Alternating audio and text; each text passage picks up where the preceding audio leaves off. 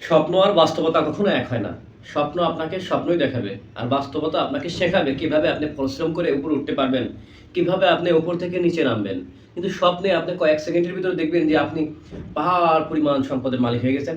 আবার দেখবেন যে পাহাড় পরিমাণ সম্পদ থেকে আপনি মাটি মিশে গেছেন। তো এই স্বপ্নের কথা আপনাকে বিশ্বাস করে লাভ নেই। আপনাকে নিজেকে বড় হইতে হবে। নিজের চেষ্টা কেউ আপনাকে বড় করে দেবে না। সবাই বলবে, "ভাই এটা করেন, ভাই ওইটা করেন। এই ব্যবসাটা ভালো, এই ব্যবসাটা ভালো।" হ্যাঁ, দেখবেন যে বিপদে পড়ে চাকরি নাই। আপনি ফোন দিবেন, "ভাই আমাকে ৳১,০০০ দিবেন?" কেউ দেবে না। ইভেন উনি আপনাকে তার আগে কিন্তু বুঝেছে, "ভাই যখন যত টাকা লাগে আমাকে বলবেন। ভাই আছে না? ভাই আছে না?" এরকম কিন্তু ভালো, ভালো কথা ভাই বলে গেছে। এই যে আমার আমার আমার নিজের থেকে বলতেছি আমি। আমি যখন চাকরি ছিল তখন মনে করেন যে, "ভাই আমি আছি না? ভাই আমি আছি না? এই সাইড কত টাকা লাগবে?"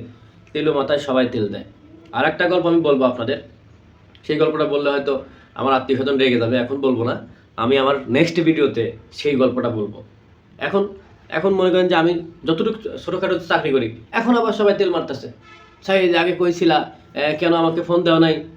তাদের আত্মীয়স্বজনই কিন্তু। আমি কিন্তু তাদের আত্মীয়স্বজনের কাছেই টাকা চেয়েছিলাম। তারা কিন্তু আমাকে কখনো একটা টাকা দিয়েও হেল্প করে নাই। সো দ্যাট আপনাকে নিজেকে বড় হইতে হবে। আমিও নিজে একটা বেশি বড় হইতে পারি নাই, তবে চেষ্টায় আছি। যাতে কোনো কিছু করে সমাজের মুখে বলতে পারি যে না, আমি কিছু একটা করেছি। তো আমার মতন যারা নিম্নবিত্ত, মধ্যবিত্ত পর্যায়ে আছেন, তাদেরকে বলব, সাজেস্ট করব, আপনারা আপনাদের হয়তো ব্যবসার পুঁজি নেই, কিন্তু ছোটখাটো একটা চাকরি করতে থাকেন, পাশাপাশি চাকরি খুঁজতে থাকেন। আর যদি লেখাপড়াটা থাকে আপনি কন্টিনিউ রাখেন।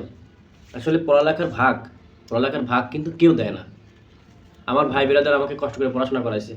কই তাদের তো কোনো ভাগ আমি দেই নাই। তারা কঠোর পরিশ্রম করতেছে বিভিন্ন জায়গায়। আমি কিন্তু অতটা পরিশ্রম করছি না। সেম তাদের মতনই স্যালারি পাচ্ছি। সাপোজ আমার মনে করেন যে দিনে ৳১,০০০ হাজিরা। আমার কিন্তু গাও ঘামে না সারাদিন। আমি যে এখন যাব, হয়তো ডিউটি বেশি করা লাগে, কিন্তু গাও কিন্তু আমার ঘামে না। সো দ্যাট আপনাদের লেখাপড়া করতে হবে আর ভালো কিছু করতে হবে। দেখেন ভাই, গার্মেন্টসের সামনে গেলেও যদি বলে যে নিয়োগ আছে, হাজার, হাজার ছেলেপেলে মনে করেন গার্মেন্টসের সামনে চলে আসে একটা চাকরির জন্য। ভাই চাকরি তো বাংলাদেশে এখন নাই। চাকরি আছে, এই যে গার্মেন্টস না থাকলে কী করে খেত মানুষ? এই গার্মেন্টসও দেখবেন ১০ বছর পরে নাই।